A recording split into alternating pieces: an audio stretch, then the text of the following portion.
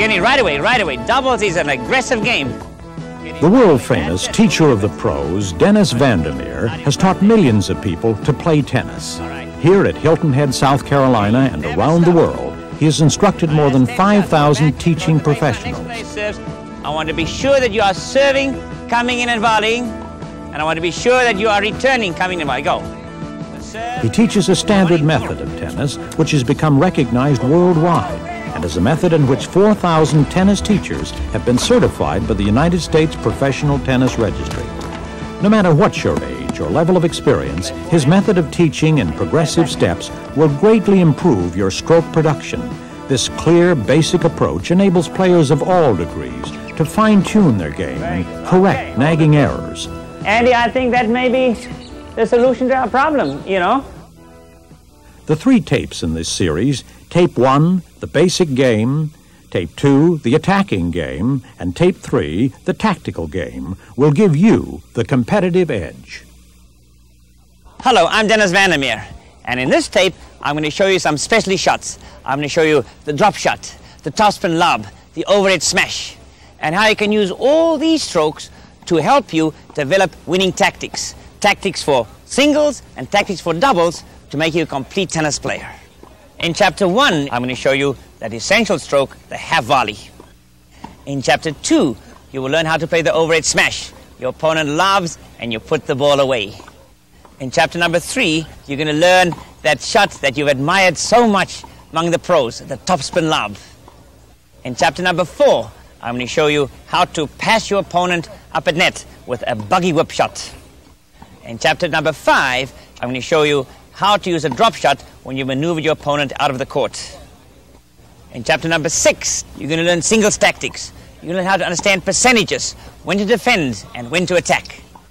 In Chapter number 7, you're going to learn winning tactics for doubles. You're going to learn how to position yourself properly, where to stand. You're going to learn the percentages of attacking doubles and why you must play the nets. In Chapter number 8, you will learn the importance of the mental side of the game.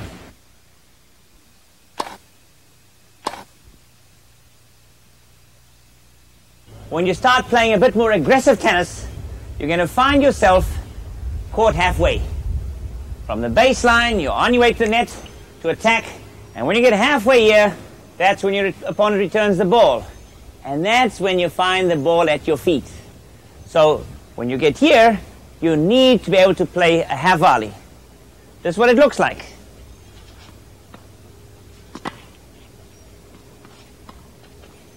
It's a very special stroke. The timing is as the ball hits the ground, the very next moment you have to hit the ball. Try and get the timing. Now, how to learn it. I'm going to show you a little trick. First of all, just get the timing right. Try to catch the ball. As the ball comes at you, just try to catch the ball. If you can't catch the ball, don't be embarrassed. Just bump the ball with your hand then. Get the timing right. Bounce, bump. Bounce, bump. No backswing. The same thing with the racket in your hand. Hold the racket in your hand and just time it as the ball bounces and touches the ground. That's when you touch it with the racket. And this is the second step to learning a half volley. And the final step, nothing more to it except add a follow through. And there you have, almost instantaneously, a forehand half volley. Same on the backhand side. Just hold your hand here, bump the ball. Hold your hand here, bump it with your racket. And now, a backhand half volley with your racket following through.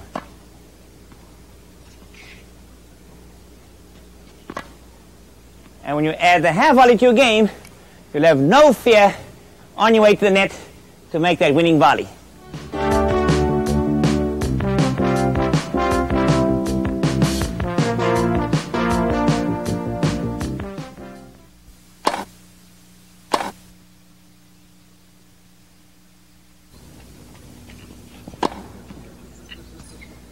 So there you have an overhead smash.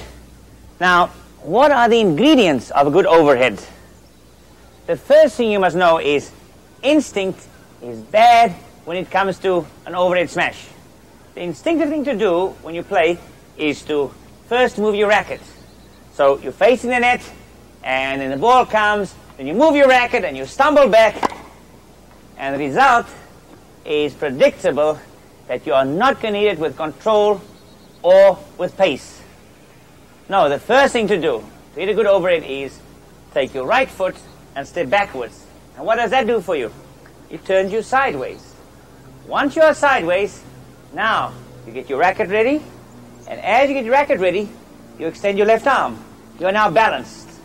From this balanced position, you can move and adjust to where the ball is going to come. And once you've sighted the ball, you set yourself and you stroke the ball with a smooth follow through.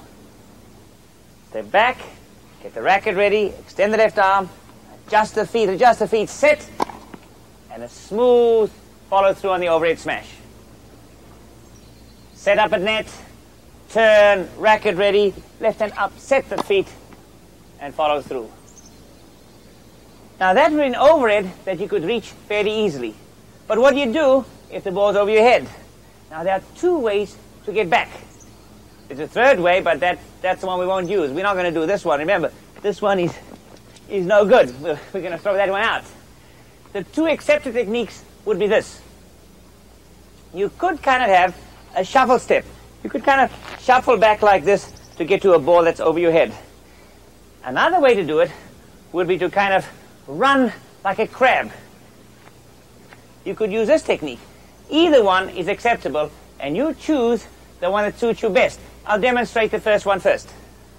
Shuffle, shuffle, shuffle, and then play the overhead. If you feel a little bit more athletic and you want to try the crab jump, it would look like this.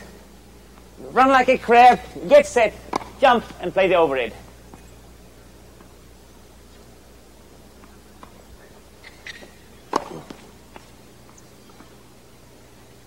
And that would be a jump overhead. There's one other kind of overhead smash, and that is when the ball has been lobbed very high and has almost a vertical descent. In that case, what you should do is let the ball bounce. Now here it's important to realize that when the ball comes down towards the ground, it's going to hit the ground and it's going to rebound, but though it looks as if it was a vertical descending ball, it comes down at an angle. And remember, a little bit of high school physics, the angle of incidence is equal to the angle of reflection. So though it may appear as if the ball is descending vertically, be careful. The ball is going to rebound over your head. A lot of people make this mistake. The ball comes high and they go, so here's the ball, and they go stand with, and now they're in for a big surprise. The ball rebounds over their head. The trick is to stand back well behind the spot where the ball bounces. So here comes the ball, high in there, I move back way behind the ball, and now the rebound is exactly where I can reach it comfortably. Very important part of learning how to play an overhead smash after the bounce. So they have three kinds of overheads. First of all, the stationary overhead, where all you did was to get ready with a sideways body position, balanced, adjusting your feet to set yourself and hit a nice, comfortable overhead smash. The jump overhead, first with a shuffle positioning of the feet, and the same one using the crab footwork. And then the last kind of overhead, the one where the ball bounces. Get well back behind the ball, and it bounces up to where you can reach it comfortably and stroke it with a smooth follow through. Work on your overhead. Get a good overhead, and you'll have no fear being up at net.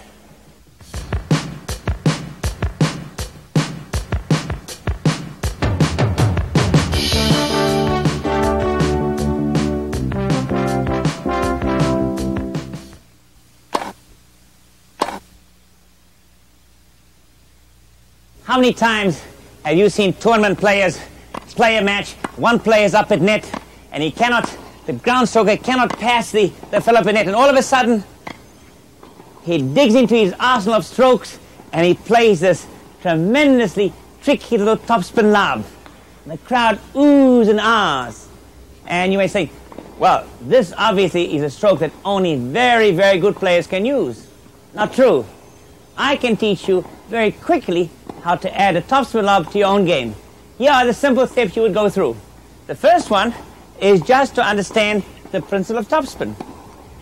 You take a tennis ball and you put it against the net band. Now, you brush up very sharply behind the ball, and you can actually see the spin of the ball. You can actually see how the ball spins.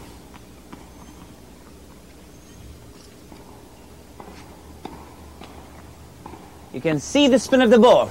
Now, you back up just a little bit, and you drop the ball on the ground, and you brush up sharply again, and finish behind your back. Now, you open the racket face, and by doing this, you'll get a much higher trajectory. Same movement, brush and finish behind your back. And now the last step, you have a partner who feeds the ball to you, and up and over the head it goes. Now, when you play a match, and you've got an opponent up at net, and you cannot pass him, all you do is hook one up and over his head, and now you'll be the one that the crowd oohs and ahs over.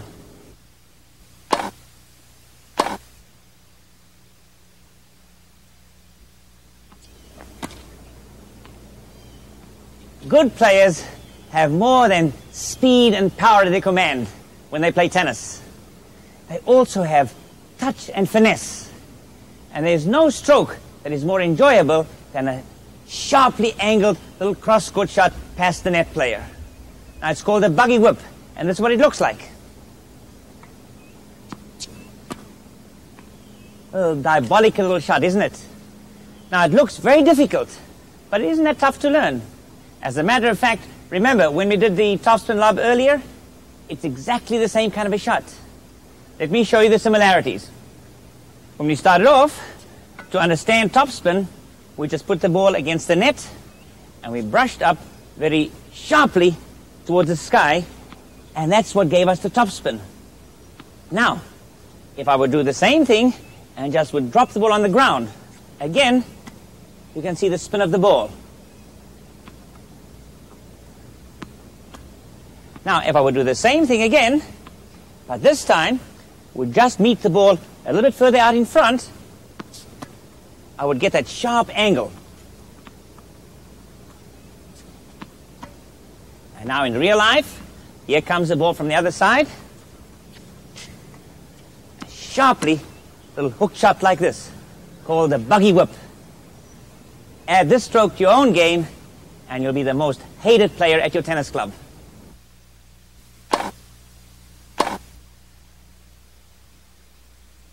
How many times have you been in a rally where you've played the ball deep to the opponent's backhand and you pulled him out wide on his forehand side, and then if you had a delicate little drop shot there that your opponent has no chance to get? Now, the drop shot is a part of every good player's game, and I'm going to show you today how to learn one. Actually, you already have one without knowing it. If you know how to play a volley, you also know the drop shot. For the volley, all you do is set your racket. The ball comes, and you just bump it back out of the air. The same stroke, you play the same shot, but this time the ball has bounced. Exactly the same thing, the ball has bounced, and there you have a delicate little drop shot. One more time. Set for a volley, and bump it. No need to think of hippity-dippity moves. Some players think they have to, like, oh, I'm trying for touch. You don't need all that stuff. Set it for a volley, the ball bounces, and lightly over the net.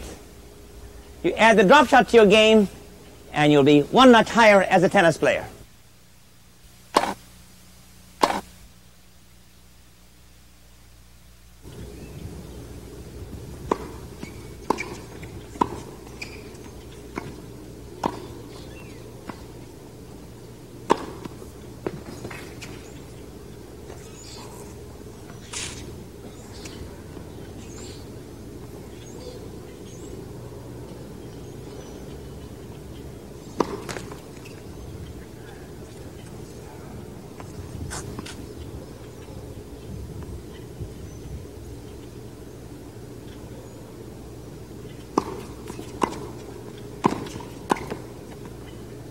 Beautiful.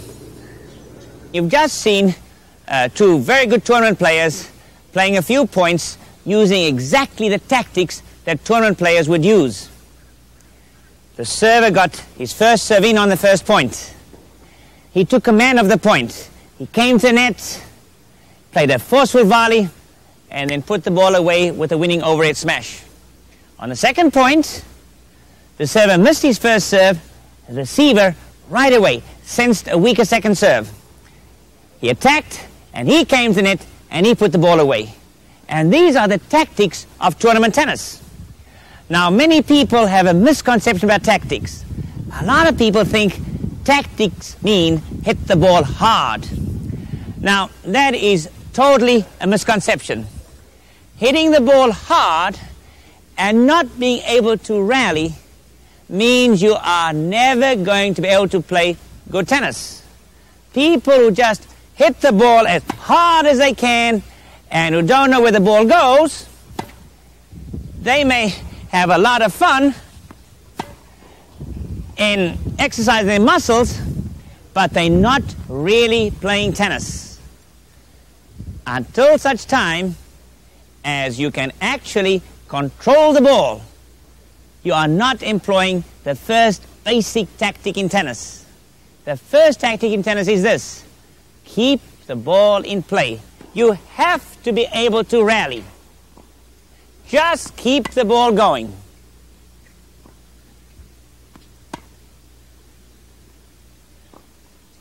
Now, once you can keep the ball going, you can start adding another dimension to your game. Learn to direct the ball a little bit from side to side. To the player's forehand, and then play the ball to the opponent's backhand, and then play the player's forehand. And this would be the second dimension of a tennis player. Once you can do that, you control the depth of the ball. Hit the ball short, hit the ball deep at will, a short ball. And now play a deep shot to your opponent. And now maybe give him another short ball or a wide one, and you can win the point. You are now growing tactically as a tennis player. You now have the tools to become more experienced. Now, once you can do that, you should start using some spin and speed. All right? And this will give you the chance, by using spin and speed, maybe use some top spin. And now, maybe use a slice. And that slice will give you the chance to come to net and maybe make a winning volley. You are now growing tactically as a tennis player. The correct sequence of tactics in tennis should always be: number one, control the ball. Get a rally going. Once you can rally, direct the ball from side to side. And then you control the depth. Hit a short ball, hit a deep ball. Then you add speed and spin. And then when you get a short ball from your opponent, now you can take that short ball and you can come to net behind it. Ideally, it would be preferable when you get the short ball to hit it down the line. If you hit the ball down the line, it means you are well positioned. If I play this ball down the line and my opponent returns the ball, these are the possible angles my opponent has. Now look, my opponent has just returned the ball. Now look what happens. I have to cover the line over here, and I have to cover the passing shot over here. Now it may appear as if I'm giving preference to the down the line shot. But you can see, if you were to draw a line from the corner of the singles court over there and the baseline to the far corner over there, and you would have another line drawn down this side over here, you can see I'm bisecting the angle of the possible returns. So if my opponent, if John, hits the ball cross court, all I have to do is take one step across and I can reach the ball. If he hits the ball down the line, the same thing is true, one step over here and I can reach the ball. So the key in good approach shots is this, that what you want to do is bisect the angle. So remember, you don't go to the middle of the court. If you go over here, look, my opponent has a very, very easy passing shot. I ought to be lined up behind the ball.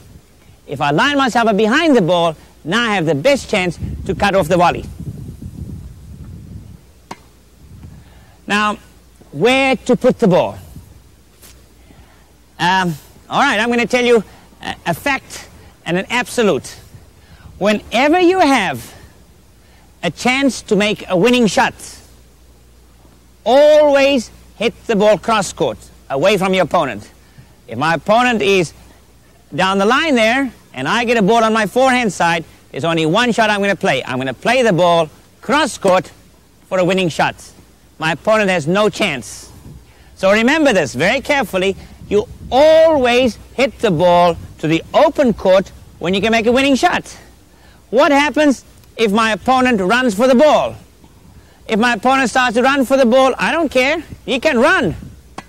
It doesn't matter to me. Why should I, because he starts to run for the ball, why should I worry about him? If I can make a winning shot, I make a winning shot. I don't have to, because he starts to run, I don't have to change my mind. I don't have to go for heaven's sake, to try and hit behind him. I have no reason to do that. I'm going to win the point in any case. As an intermediate player, even though you cannot make a winning volley, still go cross court. And the reason is this: intermediates don't run too well to the ball. So now, although I can't make a winning shot, I still go cross court. And my opponent is going to make a mistake 9 times out of 10. And now this is the difference between the tactics of intermediate and advanced players. Intermediates, you always go cross court. Winning volleys, always go cross court, and even those you cannot win, because you will win 9 out of 10 shots, because intermediates don't play well when they're on the run. Now, what is the difference when you start dealing with advanced players? In this case, I would not play the ball cross court if I am not sure I can win the point. Why? Because, have a look. Advanced players have very good feet and very good control over the ball. If you play the ball cross court against an advanced player, they run the ball down, and now they've got a tremendous angle on you, and they win the point outright. Now comes the second element. Now, I told you, you always hit a winning ball cross court. And intermediate players, you hit every ball cross court, because remember, beginners or intermediates don't run very well for the ball. When you start playing advanced tennis, the tactics become more than just one of angles. Now you have to think about a little bit of judgment. If I'm not sure whether I can win the point or not, what should I do? What I ought to do now is not hit the ball where my opponent has an angle on me. What I should do is keep the ball right in front of me. So what I'm going to do now is, my opponent gives me a tough shot. I don't think I can win the point. I hit the ball right back to my opponent. I still have position on the court, you see, and I'll repeat the same situation time and again until such time as I get one that sits up a bit and I can make my winning shot. And this is the difference between advanced tennis and intermediate tennis. Judgment. Now, here you have typically example of how a player would set himself up at net to get the best advantage. Now, what about the player on the other side? If you are dealing with intermediate tennis, what should my opponent be doing now? The player on the baseline should, the moment I'm about to play my volley, he should start running for the ball. Why? Well, the first thing he does is he puts pressure on me. He runs for the ball because I see him running and I say, "Ooh," and I try to hit the ball with a lot more pace than is necessary, and I'm likely to make mistakes. And if he gets there, well, maybe the odds are such that he may make a couple of points in any case. For advanced players, that would be a bad tactic.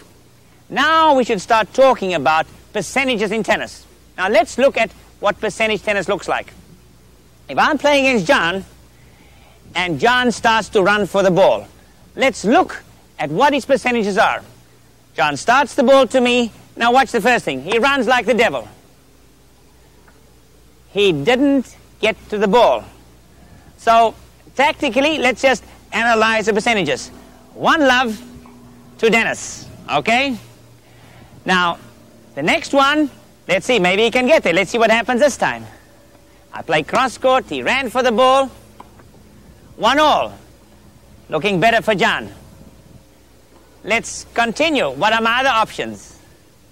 He starts to run right away. A delicate little drop shot. Bad luck, John Hill. 2-1 to Dennis. What are my other options? He starts to run down the line. Wrong-footed him. 3-1 to Dennis. 1 to John Hill. What are my other options? A little drop shot right there. 4-1, Dennis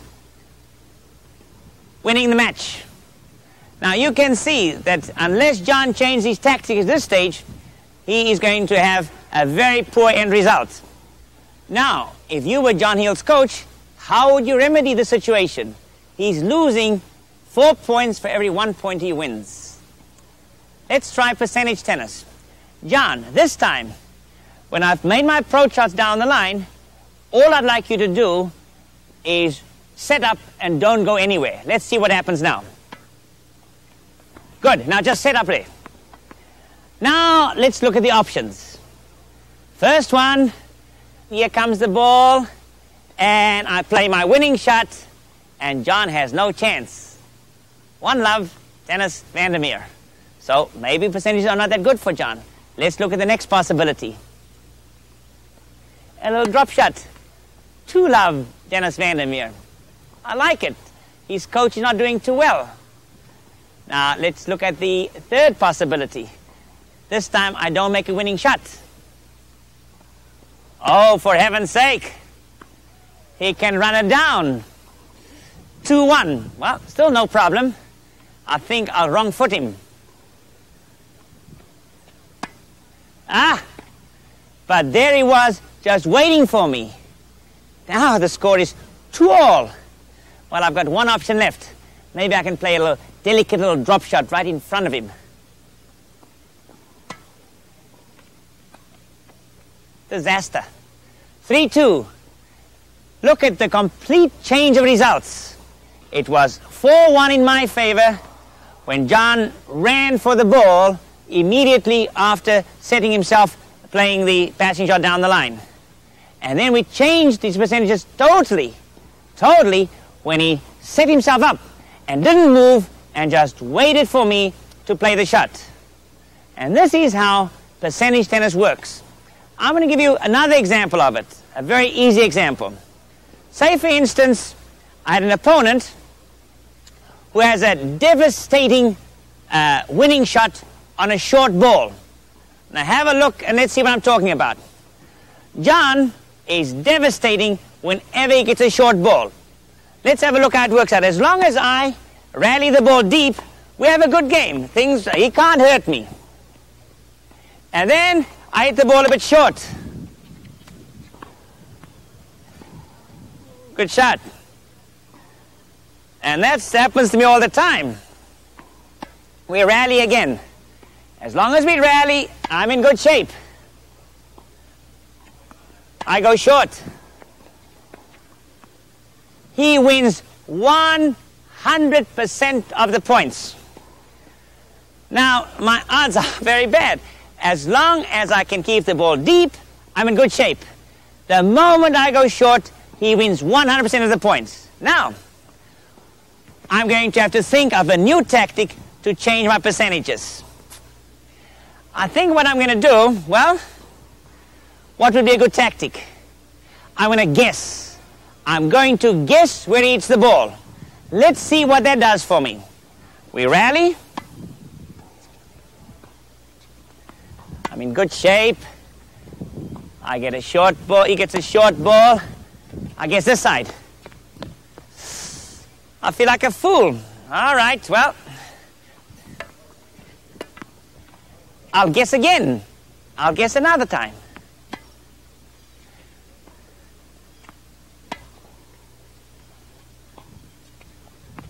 Short ball, but this time I guess it's, and he goes there, and wonderful. I have just changed the odds. Now it is no longer 100% for John Hill. It is now 50-50. Now, you armchair coaches, what would you recommend to John to change the tactics one more time to give him the odds in his favor? Let's see what he thinks of. Let's see what John does.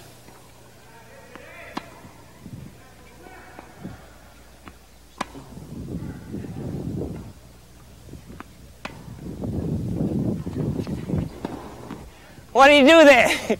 He added a drop shot to his game. Now, he has given me 3 different choices. I can either go to the forehand, to the backhand, or I have to go for a drop shot. Look at the percentages now. 66 2/3 to John, and 33 1/3 to me. Dramatic. Number 1, he was winning 100% of the points. I changed it. I made it 50-50, and by John, again changing his tactics, he gave himself a 2-to-1 advantage over me. And that is percentage tennis. And that is the key in understanding tactics. Find a way to get the percentage in your favor, and you will be winning the majority of the points. Now we're going to see how to match your tactics against different kinds of opponents. We've talked about the basic tactics of singles, but how do you change your tactics for different kinds of opponents? Let's talk about the first kind of opponent. The first kind of opponent who is a pusher. Now, I'll play the role of the pusher, and Brian will be the player who is going to try and change his tactics to counteract my pushing. So, Brian, you serve, and I love to push, you see. So all Brian has to do is be a little bit patient at first. I just plop the ball back high, and all I do. And now Brian goes crazy, you see, because I just keep ladling the ball back. And now what he does, he quickly sneaks in, comes in, and now, good shot. That's one way to counteract the pusher. Another way to do it is this. Remember, pushers don't like to be up at net. Now I'll play the role, this time again, of a pusher, and Brian is going to maneuver me in such a way that I have to either take the net or run backwards. He's going to play a short angle shot. Look what happens. So I push, and again Brian is patient for a bit, and all I do is I just push the ball. I just push. Now, look what he does. A short angle. Now I have to go to the net, you see. I don't like to be in here. Oh, good shot. I don't like the net. I have one other choice. If I don't like the net, I can run backwards. Of course, if I run backwards, Brian is going to come to the net. This time again, I'm pushing, and I can be here all day. Boom! But Brian gets bored with this. And now he plays a little short angle at me. But I go back again. But now there's no way I can play a passing shot. I love the ball. And a put-away shot from Brian. When I run backwards, he knows I cannot pass him. So that's how you'd play against somebody who pushes. Now, the other kind of opponent would be if you played against someone with a heavy topspin. Now, I'm a heavy topspin player.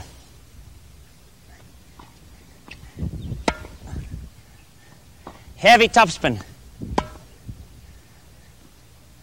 Finally, I've got him so far back, he has no chance to get back in the court. Now watch the antidote for Brian. Brian steps in and takes the ball on the rise. And that is the answer. And he can become the attacker. Now the next player is, what do you do when you play against a very hard hitter? So I'll be the very hard hitter. Brian serves the ball, and I'm the big hitter. And I whack it. And he is always in trouble. Except what do you notice hard hitters do? Hard hitters make mistakes. What should Brian be doing? If I hit the ball that hard, stand a bit further back, Brian, and reduce the size of your backswing. Now when I whack it, it doesn't scare him. He's got all day long. You see, I whack it, and he does nothing except stand further back and play the ball with lots of time. right, and finally, I hit the ball out. And he wins the point. So that's how you would play against a hard hitter. Stand a bit further back, reduce the size of your swing. Next kind of player is, how do you play against somebody with a lot of variety in strokes? Be alert. Be very alert. That's the main thing. You can get players who have all kinds of spins. This player has a little chop shot. You have a player with a top spin shot. He's very alert. And a little drop shot. Very alert. And a lob. And he puts the ball away, and a little drop shot over there. And a little backspin over there. And a little underspin ball that goes over the net and comes back. How do you play against that? Be alert. Whenever there's backspin, the ball's going to be slow. You've got to go in against the ball. When the ball's topspin, be ready, the ball's going to kick. If you're alert, you can handle these situations. The last one is, how do you handle against a spin serve? If I have a, pass me balls, please. If I have a slice serve, let me show you what happens to a person of a slice serve. I slice the ball. See, Brian is way out of court. Now, Brian, instead of running wide, cut off the angle. Now he smacks it for a winner down the line and breaks the winner out of it. He cuts off the angle, and there's Brian's reply. That's the reply. And that is how you handle somebody who slices the ball. Now, if I had a heavy kick serve, look what Brian's going to do now. I'm going to kick the ball, and the ball will kick high up against Brian's shoulder. A high bouncing serve. Brian attacks it, comes in, and makes a put-away volley. And he becomes the aggressor, and I'm the server. And that's how you defend against the different kinds of opponents that you can expect on the tennis court. Don't get impatient. Don't try and play their game. Adjust your tactics so that you can get the best out of it.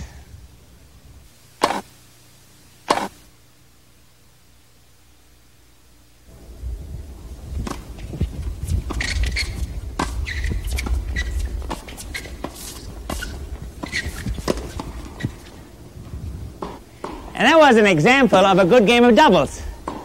The first thing to see was, look where we were. When that point concluded itself, we didn't move. We just stayed right here, and you can see we were playing in the middle of the court. This is how you know that we're experienced players. You know what beginners would look like? They'd be watching the alleys. They'd be standing over here. And that's the difference. Good players play from here, the middle of the court, and bad players are concerned with the sidelines. Now, there are many types of players who spoil the game. And I'll show you who they are. I know these are nobody that you would recognize, but just in case, to typify them for you, I'll show you what they look like. The first person is Mike the Muscles. Mike the Muscles uses words like, I zing 'em pretty good, or I like to nail the ball. This is a typical Mike the Muscle tennis player. Hold it.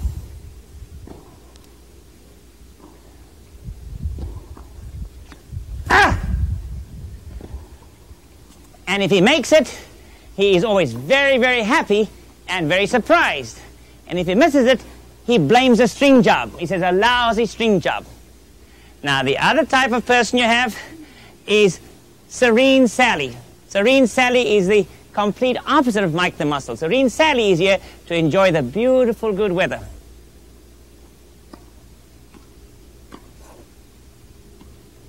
Good shot. Oh, real good shot. Oh.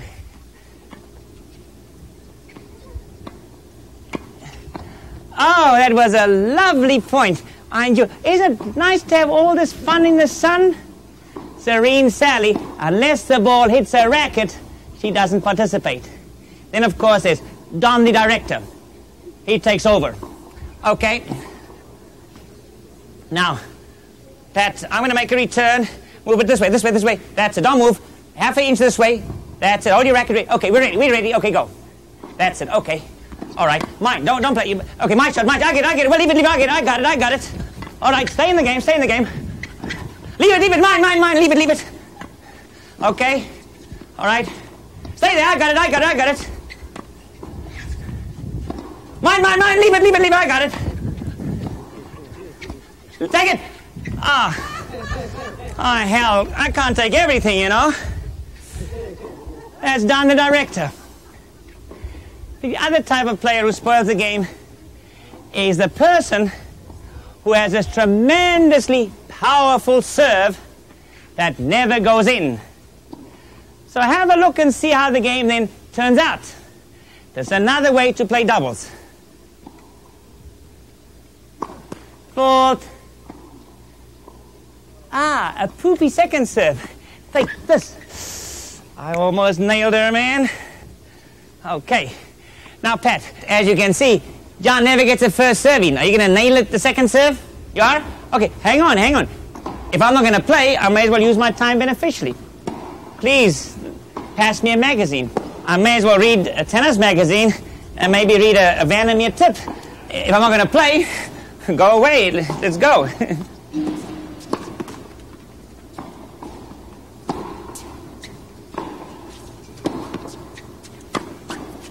What happened? Did we win it? Oh, bad luck. Okay. Now, we better play one more. Oh, no, you need a magazine now. Because, obviously, I'm just going to wail away at the ball, too, you see. All right, so you read it. Did you miss the ball over there? You didn't see where it landed? Was it in or out, John? It was out. So, Pat, you should be reading page 22, Pat. That's the page they tell you on how to return serve. Okay, go. Blunderbuss. Waiting for poopy serve, and stick Helen. That's not the way to play doubles. That's like a hybrid kind of a singles. I play my side, the point's over, I read a magazine. Pat plays her side, the point's over, she reads a magazine. A lousy way to play doubles. I'll show you another way that doesn't make too much sense either. And this is the poopy way of playing doubles, where two players are up at net, two players on the baseline, and you find these interminable rallies going back and forth. Here comes a serve, and I just shovel it back, and I shovel it back, and then I put it overhead, and then we shovel it back again. Cross, Pat!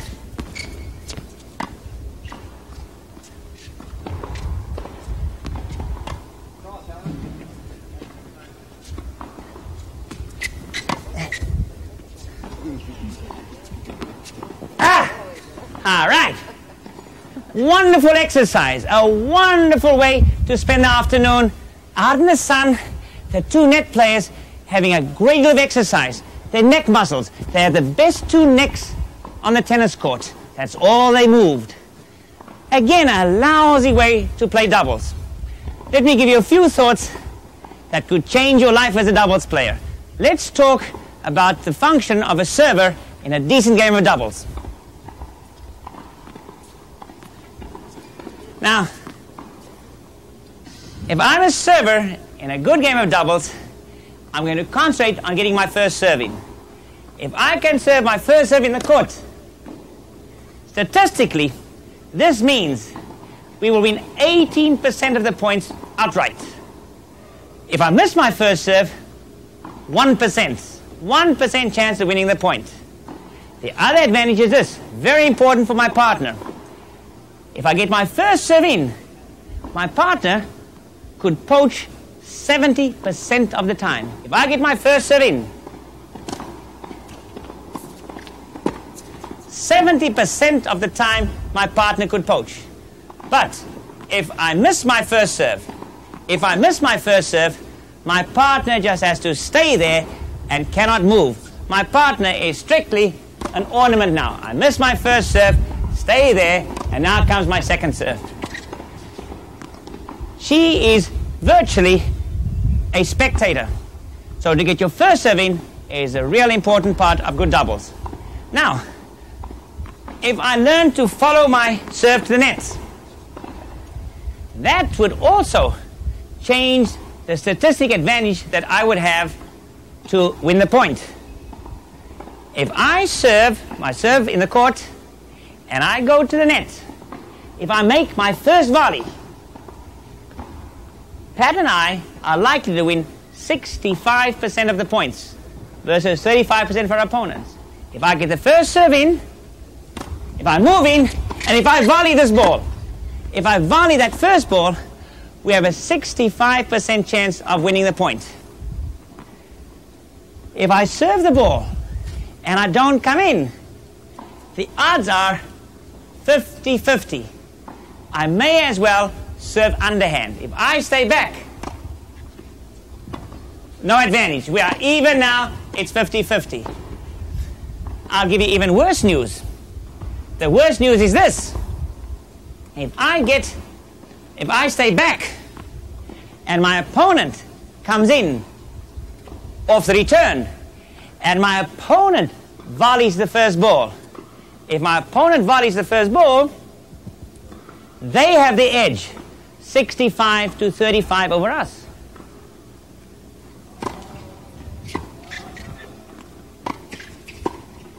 They have a 65% edge over us when they come in and we don't come in. So doubles, I must come in, I must make the volley, and that is where we play doubles. Of course, remember, you don't try to win the ball outright with the first volley. Be prepared to volley twice.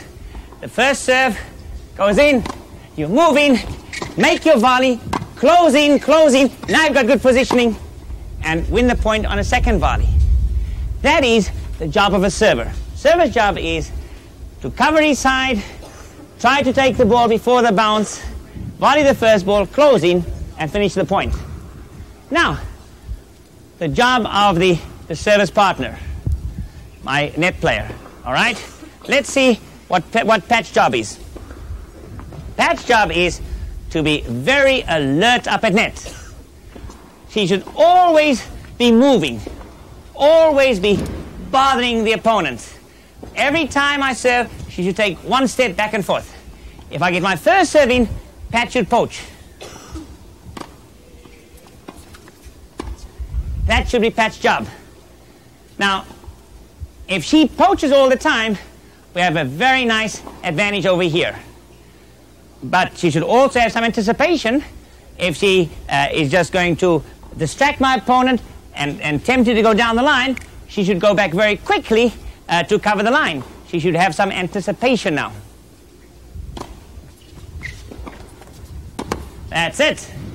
That's the job of my partner, to be alert, to bother the opponents, either to poach or to distract them and come back and cover the alley. Now, the job of the receiver. Now remember, we already discussed some statistics.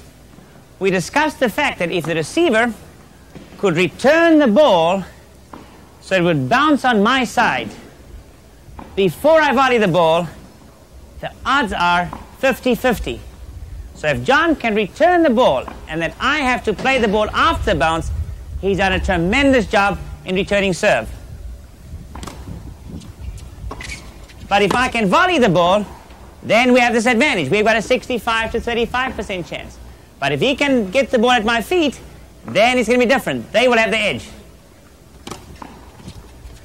There we go. That gave them the 65-35% edge. Just the fact that John was able to put the ball at my feet. Now, the other possibility, of course, for John as a receiver is he could go down the line. This way, he could keep my partner honest, and it's a quick way to win a point. A nice shot to use, but occasional shot. Don't do it all the time. Use it sparingly, and when the occasion is there, at that time, you go for the shot. Now, there's one other shot for John, and that would be a lob. John could also lob the ball.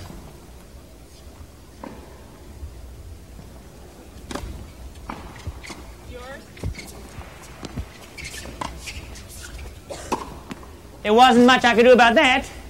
So the lowly regarded lob is quite often an amazingly effective weapon. If a lob is not part of your own repertoire of strokes, add the lob to your game. You'll find the lob is particularly valuable in doubles when you get over the player's head. All right, now let's look at the receiver's partner. What is the job of the receiver's partner? Have a look what happens this time. Look at the point unfold. Look what happened. I served the first serve in. John made a return.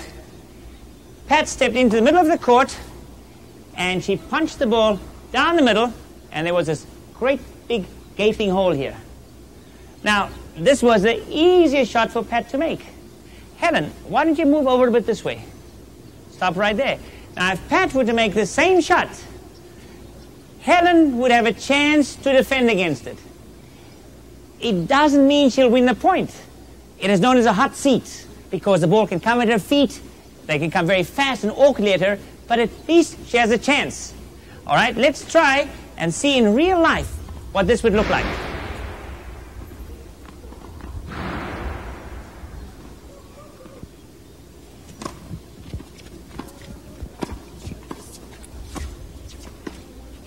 Okay, she didn't win the point, but at least she had a chance. She had a chance to play the ball.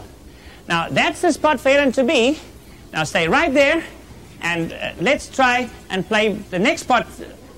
If the ball goes to Pat, Helen is ideally placed. But look at the problem that comes about now. Helen is guarding beautifully against Pat. But look what happens if John were to hit the ball cross-court. And now look at that. I went down the line, and Helen had no chance at all. So now the problem is this. If she protects against Pat, I go down the line. But she can solve the problem. And I'll show you how she does it. We're going to give you two jobs, Helen. First thing is all you do is watch the line. And you'll be like a linesman. And then you kitty corner around and you watch Pat. And if the ball goes to Pat, of course, you'll play. Then, of course, if the ball goes cross-court, then you move in and you cover the down the line shot. Let's see how it works out for you.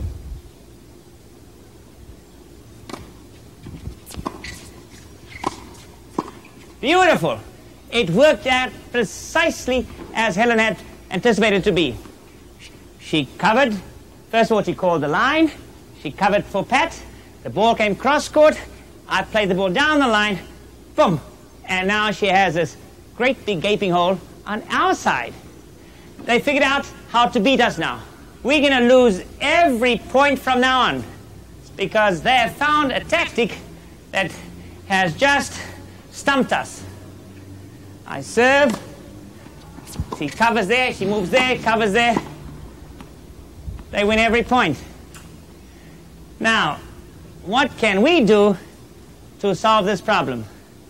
Now, our spectators here, you watch this. We are now losing all the points because these players have figured out a way how to cover the court. Is there anybody here who has a suggestion for us? We need some coaching. We need a coach. Well, You got an idea for us, Carolyn? Pat should move back. Listen to Carolyn. Carolyn knows everything. Carolyn says, Pat, move back. Come move to this spot over here. Now, look at this. When Helen goes over here, Pat has covered Helen's best shot. Let's see what it looks like in real life.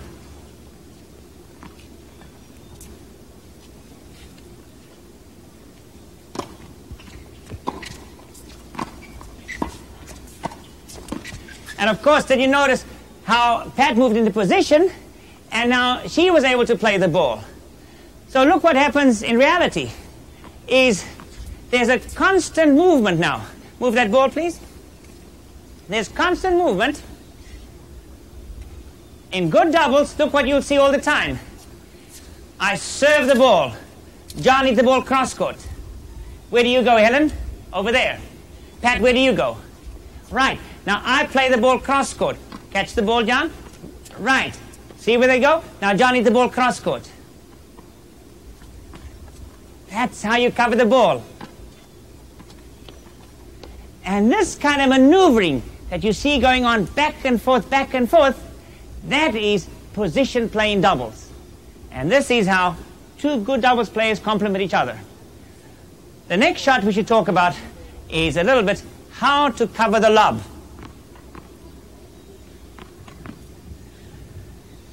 Now, let's see what happens if we get a lob from our opponents.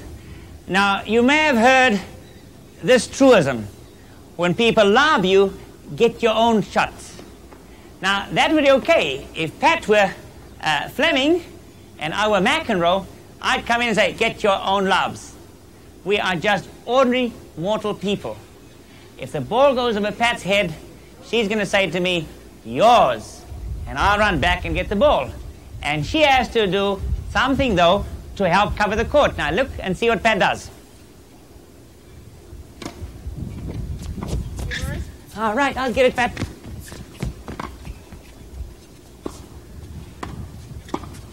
That was beautiful. Pat went exactly to the right place. She is so experienced as a player. She knew exactly to go into the hot seat over here. Now, I will show you what people do who are not experienced as Pat. Look what they do. Look what people do who are not as experienced as Pat. Look where they go.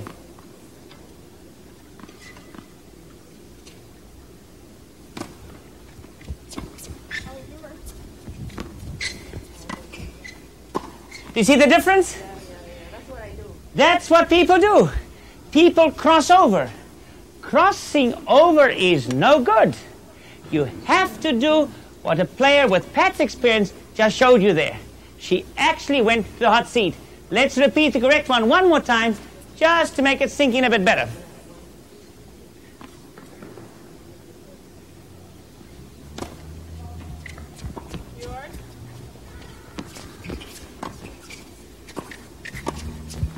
And I close in and whammo. Bravo. And that is a very important clue in good doubles. Pat, what should you say immediately when the ball goes over your head? It's yours. But don't hesitate. The moment the ball comes, it's yours. You can't go, oh, yours. By that time, the ball's gone. So the first word out of your mouth is what? Yours. But remember, not when you're playing singles, okay? All right. Now, let's talk about one more dimension of good doubles, and that is communications. Communication between two players. Pat and I are a doubles team, and how do we talk with each other? We talk to each other with hand signals. Pat, give me a signal that you would use if you were to poach. That would be your poaching signal. Now give me the signal you would use if you were to fake it, to make it look as if you're going to give a poach, but you actually would stay in one place. All right, I have the signals. Now, Pat, give me the signal you're going to use. Okay, let's see how that signal works out for us. Beautiful. We'll do it one more time.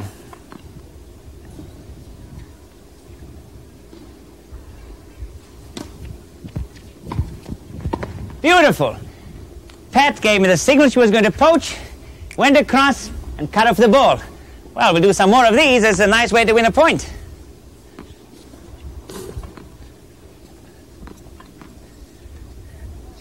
All right, I got my signal again. Oh, for heaven's sake, what would happen that time? They must have read our signal, or Pat may have gone too early, and Helen went down the line and won the point. Now, what is our antidote? I'm going to show you our antidote. Look what we do this time. What happened was this. Pat moved across. I knew about the signal, and I came in behind her, and though John went down the line, we covered it perfectly. So there you have a very nice set of doubles tactics. There you have all the ingredients of a good game of doubles. Get your first serve in. Remember, there's nothing worse than playing tennis with somebody who never gets a first serve in. After your serve, go to the net and make your first volley. Play the ball down the middle. Keep it low. Remember, if you get lobbed, you don't become a spectator. Go back into the hot seat. Communicate with your partner. Give hand signals. And if you follow all these rules of good doubles, well, if you still lose, the other guys must be cheating. There are really three basic areas that we're going to look at today of training. The first is working with the physical presence of the player, the physical body itself, to help control how an athlete is feeling during play. The second area is to work with how they're thinking. We know that their thinking patterns clearly affect their emotional states. And thirdly, we're going to work on the area of visualization and imagery control. This is a very exciting area, an area that we're learning has a fundamental role in controlling feeling states and energizing and enabling a player to perform at whatever level that they're capable of in critical situations. That's it. Inhale as the ball comes to you. A nice long exhalation. What is the difference between a grunt? Why wouldn't a grunt be just as good? Well, we found that the longer the exhalation, the more relaxation is produced. And the player, when they get tight and nervous, their breathing changes. They start to inhale at contact point. They hold their breath, and as a result, they lose that feeling of looseness. I see. They start entering what we call a biological alarm in some cases, and the breathing can help reverse that. So both on serve return, we'd also want to see it on volleys, ground strokes, as much of a rhythm with his breathing as he possibly can.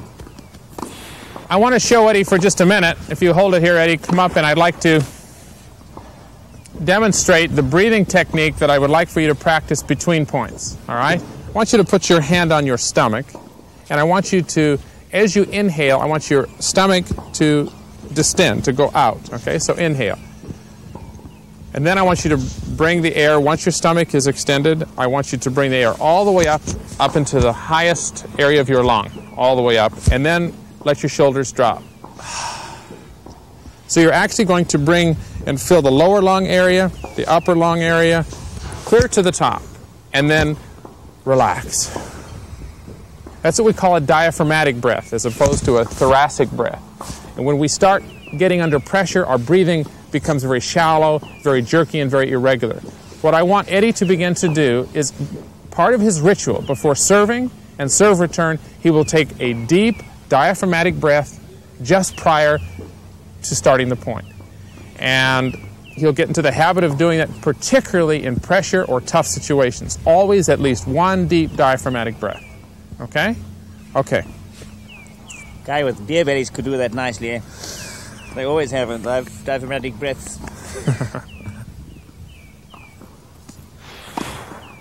Okay. All right, now we're going to work a little bit on muscle tension with Eddie. Eddie, I want you to start hitting some balls, and I want you to go ahead, and I want you to start feeling tight. I want you to tighten, to contract the muscles of your arms and hands a little bit. Make them fairly tight as you're hitting balls for me. And I want you to tune into how that feels. Feel the muscles in a contracted and a fairly tight state. Tune into how your hands feel, your legs feel. Notice how it affects your balance, your breathing. He looks more jerky right away, doesn't he? You'll see that this is what he will look like oftentimes when he's playing under pressure and the pressure starts to get to him. His short strokes, the balls fall shallow in the court. All right, now I want you to get very relaxed, Eddie. I want you to see if you can make your muscles more relaxed. Really, really loose. Tune into the muscles in your arms and your hands. And I want you to focus on relaxing those muscles, okay? Do you want him to exaggerate, or? Yeah, exaggerate the relaxation. Almost become limp, your whole body. Very, very limp. Very, very effortless, okay? Extremely, extremely relaxed. This is something that we see in players a lot. They tend to associate muscle relaxation with no energy. the players get very loose and limp, you don't see much fire. And this is what's just happened to Eddie. I would want Eddie to work until he can get very relaxed physically and then gradually increase his intensity so he looks alive on the outside but still very relaxed. The word intensity is, unfortunately, probably a bad word because it has the word tense in it. Yeah. Really what we're trying to do is to raise the highest levels of energy and at the same time stay very relaxed and loose. All right, now, Eddie, I want you to pick up your energy level. Invest more energy but stay relaxed and loose in your muscles. Very efficient in your movement. Stay very relaxed, but lots of energy. Lots of energy. I want to see the intensity. In order to play your best tennis, you must have high intensity.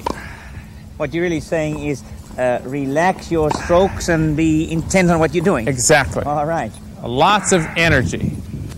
Notice now he's breathing. He's in synchrony with his movements, with his breathing, with his balance. Okay? It's interesting that in actual match play situations, players are only hitting balls about 20% of the time. The rest of the time, they're changing sides, they are walking, they're waiting to return serve and to serve. We very rarely train in that 70% of the time. We spend all of our time in that 20%, yet we know that that 70% of the time is critical in terms of what the player is doing in the 20%. And so what we're going to do is to help Eddie with this focusing between points because that will help him in points. All right, Eddie, if you would stop for a minute, and I want you to begin to block out as much as you possibly can between points. And I'm going to ask you to do that by simply repeating to yourself silently, only the ball, only the ball. And I'm going to ask you between points to control your eyes. I don't want your eyes looking anywhere except on the strings, down at the ground, or on your opponent. I don't want your eyes moving around because that's distracting both emotionally and in terms of your mental focus. So we're going to have you keep your head, your eyes very controlled, and I'm going to ask you to, as best you can, between points, repeat to yourself only the ball silently. As soon as you get ready to return serve or serve, everything goes quiet and you just play the point, just as normal. But between points, only the ball. Okay?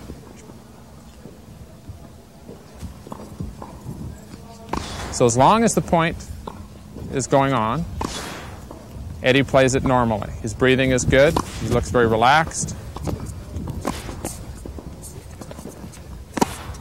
Okay, it's now that Eddie begins to pronounce to himself, only the ball, only the ball. He's trying to keep himself very mentally on track. So he's not thinking about, oh, why did I miss that shot? What's the matter with me? Why can't I win? The pressure is so overwhelming out here. It really eliminates all that negative self-talk that gets players into so much trouble.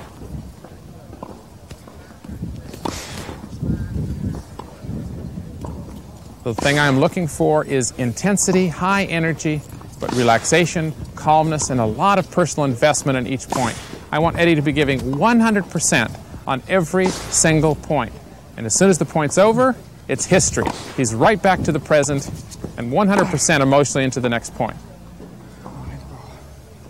That's an interesting comment you made there. You know, the players who play Borg, they say that what made him so tough was this concentration on every point, that he never gave you a free point. And you're trying to epitomize it here with Eddie. Exactly. It's interesting that if you make every single point important, then no point has more pressure than any other point.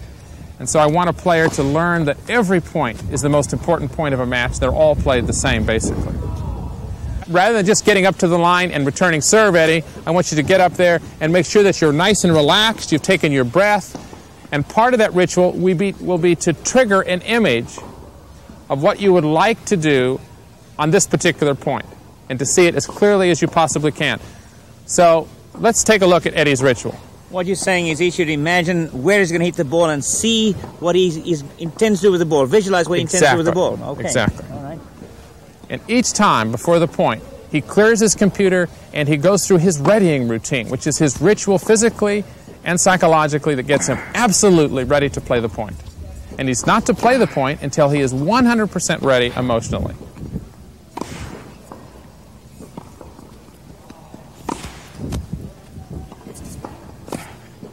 Okay, the same thing is true with Eddie's serve ritual. Let's take a look at Eddie's serve ritual.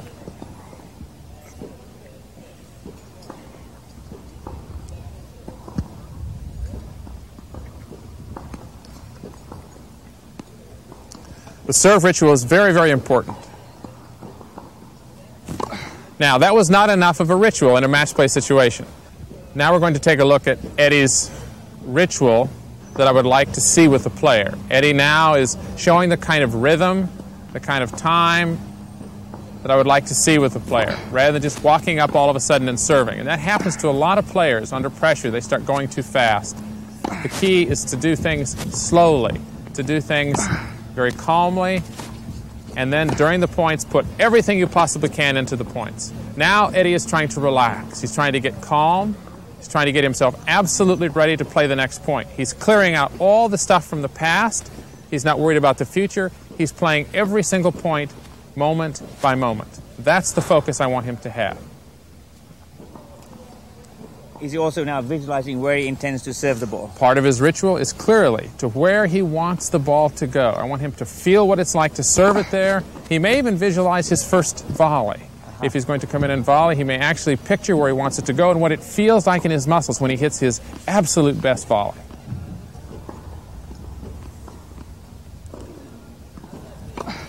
You could hear his breath at contact point. Another critical area is how players manage mistakes. This is one of the big downfalls of so many players. I would want a player, if they're having problems in this area, to very quickly, as soon as the error is committed, to almost like replay their computer and to go back and to reprogram the point, but this time have the feeling that you would have if you'd hit it absolutely perfect. In other words, to see the point being played perfectly, it only takes a few seconds. Feel what it was like if you'd hit it perfectly, and then move right on into the next point. The speed with which a player can clear their computer of mistakes will strengthen their competitive success very, very quickly. Okay, Eddie, these are the kinds of areas I want you to work just as hard in as you do with the areas that Dennis is working with you in stroke production, in your physical conditioning and training. I want you to train just as hard in the mental area, in the things that we worked on here today. I want you to work with your court presence. I want you to develop a very strong, powerful image as a competitor and project exactly the feelings that you want to experience on the inside, particularly in crisis. I want you to work on your breathing and come to understand how your breathing affects your ability to control how you feel. I want you to work on your muscle relaxation, on learning how to control muscle tension so that you are relaxed and loose, and you do that by contrasting tightness with looseness, tightness with looseness, in practice, in drill work, and in match play. I want you also to work very hard on establishing an emotional balance as much of the time as you can, clearing out mistakes, working on your rituals. Those are all legitimate areas of training. But if I had one assignment that I would give you, that I would have you work hardest on, would be to control how you're thinking in a very specific situation, and that is crisis. If I can get you to think about crisis, not in the context of, oh, why me? Why am I going through all this? Why do I have to play this person? It's windy, it's this or it's that. When your back's against the wall, when the world is against you, when you're not playing well and everything seems to be wrong and nothing's right, I want you to say internally, I want you to think, I love it. If you can respond to I love it, you'll keep the positive energy flowing. Tennis will continue to be fun for you, and you will be a competitive success. That is the key to a great competitor. The feeling inside of I love it. Okay? It sounds great, Jimmy. If you told me all this stuff, you see, 30 years ago, I would have been a Wimbledon champion.